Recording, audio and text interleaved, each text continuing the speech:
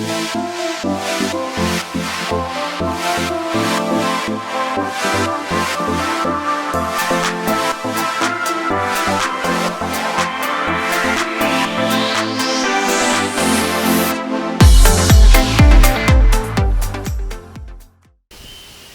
is one of the biggest financial gain you can have in this country. Farming is very profitable. One thing though, you can't keep your money in your pocket to become a farmer. You have to spend money to make money. If you put in the hard work, you put in the hard hours, you put in the hard yards, my brother, the land is going to give you benefit. Farming is going to build your houses, gonna buy your cars, gonna take you to Paris and all them other places. Just believe in yourself, have confidence, be devoted to what you're doing, love what you're doing, have a passion for what you're doing, and trust me, my brother, you'll be smiling at the end of the day.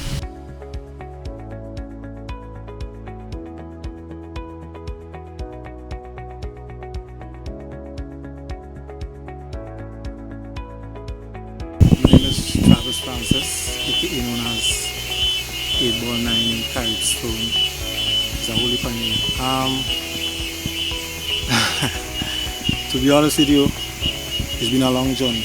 I started approximately sometime after Ivan. I can't remember the exact year I was Ivan, and yeah, from there it was just a nice journey. I applied for a job. No, it wasn't that job. I can't remember something when I finished school. Anyways, the Ministry of Agriculture, and I was selected as an emergency officer after Ivan, and it was like a 3 or 4 months course, I can't remember, but on the first week in training with another senior officer, he said to me, we were just talking about life in general and poor people and poor, and he said to me, they are nothing like poor people, they're just poor-minded people. And I said to him, when I say poor-minded, what you talking about? And he said to me, if your mind poor, then you automatically think you're poor.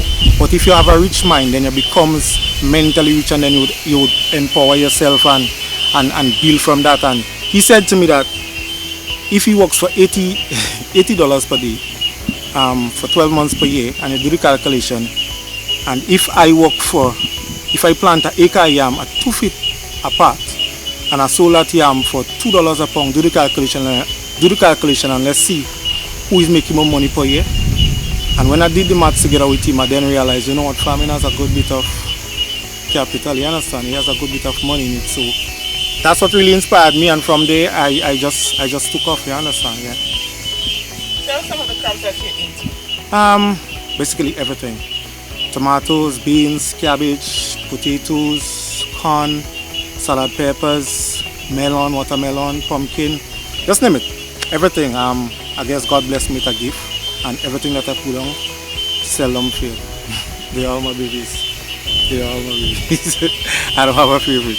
My favorite, what makes me happy is that when I put something into earth, like this beans, I grow this some seed, and I see this grow.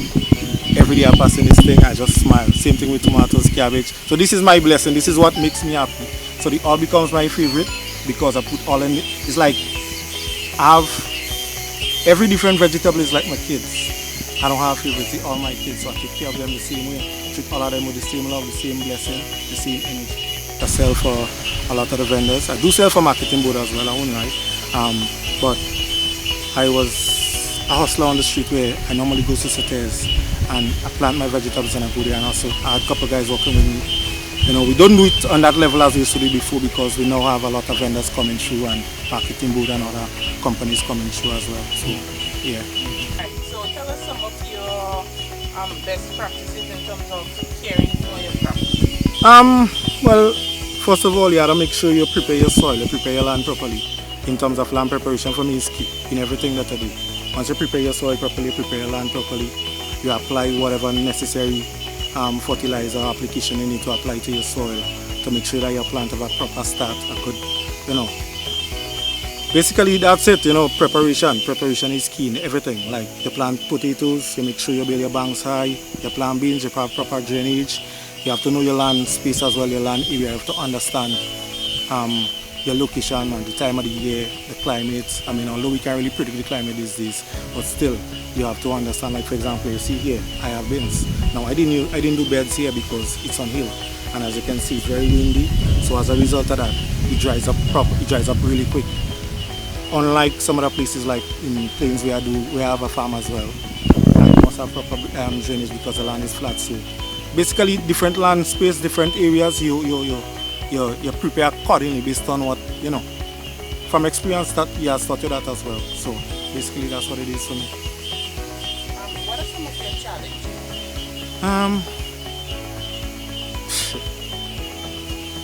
To be honest with you, my greatest challenge in farming is the prices of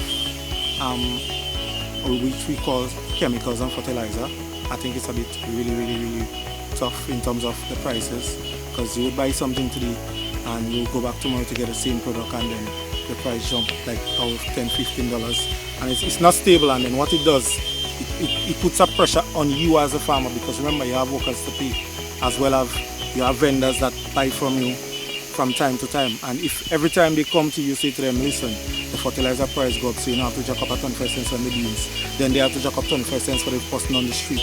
So it becomes a challenge, because over the years, once you deal with somebody for so long, you don't really want to rise your price on them. You understand what I'm saying? But this is my greatest challenge, because when I say, listen, we had to put up at 25 cents because the thing kind of go up on the shelf in and they're like, yo, I'm a vendor, customers, So this is my greatest challenge. I also have a challenge of teeth, but not a major challenge. They don't really rob my short crops of vegetables. I'm also suffer with my coconut, my bananas, my nutmeg. Yeah, I suffer a lot with those things, but otherwise it's okay. I mean, as they say in life, if somebody pass and they pick a mango, that's okay. If they pass and pick a vegetable, that's okay. But it's when they take it to sell, then it becomes a problem for me. So yeah.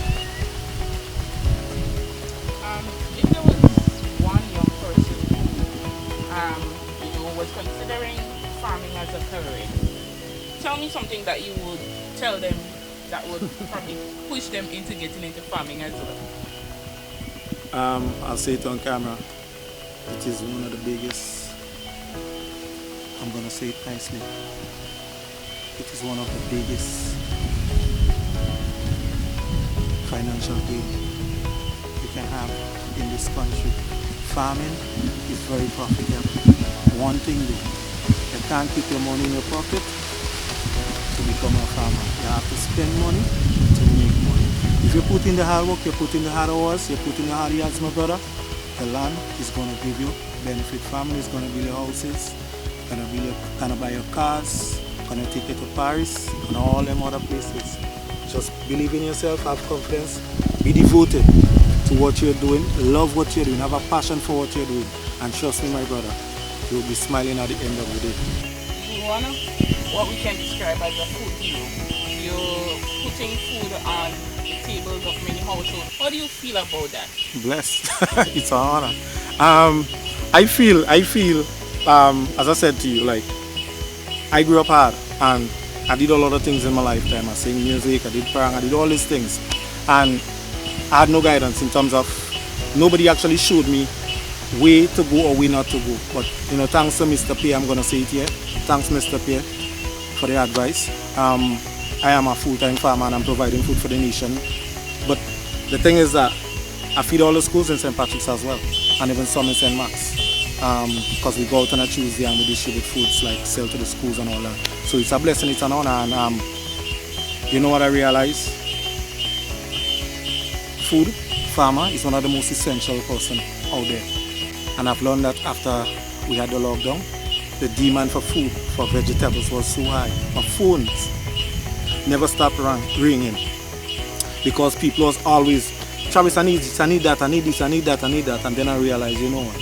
Farmers are blessed people, man. It's a joy to know that I could feed someone in St. Mark's, someone from St. George's would come to me in the lockdown and say, I need some cabbage to purchase. I give them free, because I think about the distance they had to travel, and I say, you know what, this is my blessing right there. So it's an honor, it's a blessing, it's a pleasure.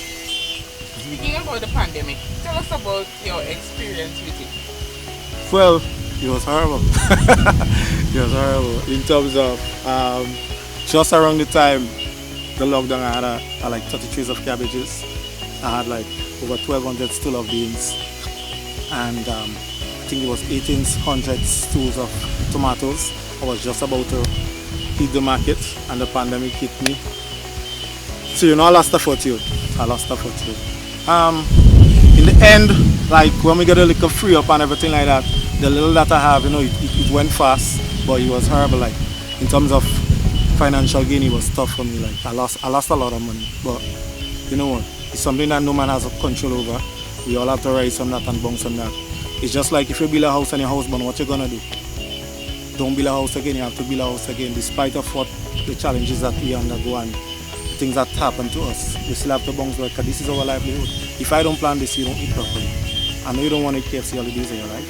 I know you don't want to eat box food all the days of your life. So sometimes you go by the doctor and you get sick and the doctor says, you know what, you need to go to the vegetables, And you'll be like, okay. Then you remember Travis. Call Travis. Say, Travis, could I have some tomatoes, please? And I'll be like, okay, fine, no problem. And I got 17 acres of land. So as a young person, it's a lot. It's a lot. But yeah, it's a blessing as well. Plans for the next 5 years, 10 years to be exact, is to own things. Like, I would be a farmer, but I wouldn't be a vegetable farmer. I'm gonna be honest with you. I can't do this all the days of my life. So I'm basically planning to do some form of investment in probably opening a food store, because I love cooking, is one of my hobbies, and also like a poultry farm. Yeah, so these are some of the things that I really want to see myself getting involved in. It's almost there in the making, it's already in my mind. I already have my plans in my mind, so it's just me to put my thoughts together now. Go to the credit union, the bank, whosoever the person's in, for a bit of advice on how to go about doing it, but this is what I really want to do. But I want to get into farming, poultry. I really want to get into poultry, something that I had a passion for since I was in school. Thanks to my teacher, Mr. Sani, but yeah. For some reason, you do things when you're young that you never even realize you have a passion for, right? I basically just get up and plant something. For some reason, I just plant a tree as a little boy, plant something, plant a little piece of potato, plant a mango tree as well, plant an orange tree as a little boy. But my great-parents, my great-grandparents worked all their life into farming. Worked on Montreal Estate for years. My grandmother died, my great-grandmother died at 90-something, and she worked up into she 90s on Montreal Estate. My great-grandfather as well, so he worked all his life in farming. So probably that was instilled in me, I probably knows that in milk or something. But as I said to you, I only had a passion for farming when I was introduced with that knowledge by Mr. Pierre. I sing, I do all these things, the land really never disappoints. It's me that disappoints the land. Because once you put in this land, you're gonna get it back. We could build our economy if we only put some more emphasis into agriculture. Take it from me, Travis Francis. Put some energy into agriculture. You would